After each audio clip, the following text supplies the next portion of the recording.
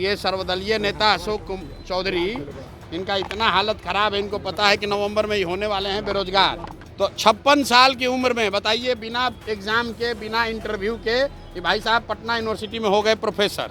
कि बिना पढ़ाई के, बिना परीक्षा के, बिना इंटरव्यू के पटना यूनिवर्सिटी में हो गए प्रोफेसर। तो चौधरी बोल रहे हैं कि उनको सुप्रीम कोर्ट तक ले जाएंगे। कहाँ तक ले जाएंगे? सुप्रीम कोर्ट तक। भाई उनको बता दीजिए कि सुप्रीम कोर्ट से ऊपर एक और न्यायालय है जिसको अंतर्राष्ट्रीय कोर्ट कहा जाता है, द हेग में है, वहाँ तक चले।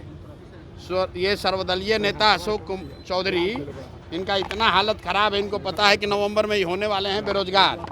फिर से दोहरा देते हैं कि सर्वदलीय नेता क्यों हैं। बिहार में, देश में आपने सुना है नेता लोग दल बदलता है। ये अशोक चौधरी ऐसा नेता है कि एक ही टाइम में सारे दल में है। बाबूजी कांग्रेस में, खुद जदयू में, बेटी लोजपा में, और दामाद उन्हीं के शब्द में आरएसएस भाजपा में। मतलब एक ही बार सारे दल में है। इसके बावजूद जान रहा है कि इस बार सब जगह से चुनाव हारेंगे, बेरोजगार हो जाएंगे नवंबर में। तो 56 साल की उम्र में बताइए, बिना एग्जाम के, बिना इंटरव्यू के, कि भाई साहब पटना यूनिवर्सिटी में हो गए प्रोफेसर। आप बताइए, बिहार में आज तक आपने सुना है कि बिना पढ़ाई के, बिना परीक्षा के, बिना इंटरव्यू के पटना यूनिवर्सिटी में हो गए प्रोफेसर।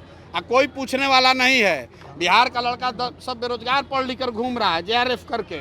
आई फर्जी कहाँ से पीएचडी करके नियम कानून बदलवा के प्रोफेसर बना है। अब आप बताइए कि एमएलए रहेंगे कि मिनिस्टर बनकर काम करेंगे कि पटना यूनिवर्सिटी में जाकर पढ़ाएंगे। हर जगह से कुछ नहीं करेंगे, खाली लूटेंगे। प्रशांत जी, आज आपने जहाँ पे रैली की है, ये लेफ्ट का गढ़ माना जाता है। किसका? लेफ्ट का गढ़ माना जाता है। भाई मेरे ऐसा है, ये जो आप लोग टर्मिनोलॉजी यूज करते हैं, लेफ्ट का गढ़, राजद का गढ़, भाजपा का गढ़, कोई किसी का गढ़ कुछ नहीं है। जनतंत्र में, लोकतंत्र में जनता मालिक है।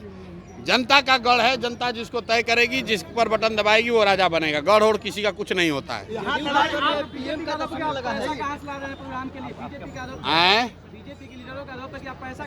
बीजेपी के किसी नेता से आप पूछे कि बीजेपी के पास पैसा कहाँ से आता है। जिसे लोग बीजेपी को डोनेशन चंदा दे रहे हैं, उसे प्रशांत किशोर को लोग चंदा डोनेशन दे रहे हैं। विवाद छिड़ गया है, तेजस्वी यादव लगातार कहाँ विवाद छिड़ा है? कहाँ विवाद छिड़ा है? भाई वक्फ बोर्ड का पूरे देश में विरोध हुआ, उसके बावजूद सरकार ने कानून बना दिया है। अब तेजस्वी यादव के कहने से, उनके चिल्लाने से तो कुछ होने वाला है नहीं।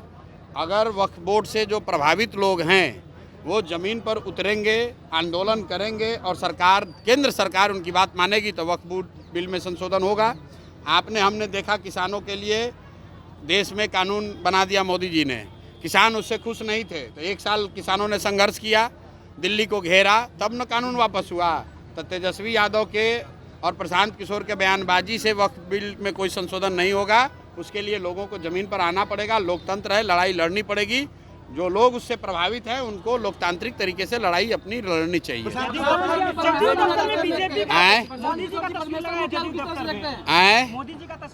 मोदी जी का तस्वीर लगा जदयू दफ्तर में। नवंबर के बाद जदयू दफ्तर बीजेपी का ही दफ्तर हो जाएगा। पहले ही हमने आपको कह दिया है कि नीतीश कुमार के राजनीति का ये अंतिम दौर है। नवंबर के बाद नीतीश कुमार ना मुख्यमंत्री रहेंगे, ना जदयू दल रहेगा। तो स्वाभाविक है कि उस पर फोटो तो भाजपा वालों का ही लगेगा। कोई गिरेगा, कमजोर कोई होता है तो उसमें जो मजबूत होता है वो कब्जा कर लेता है, तो भाजपा वाले उसको कब्जा करेंगे। इस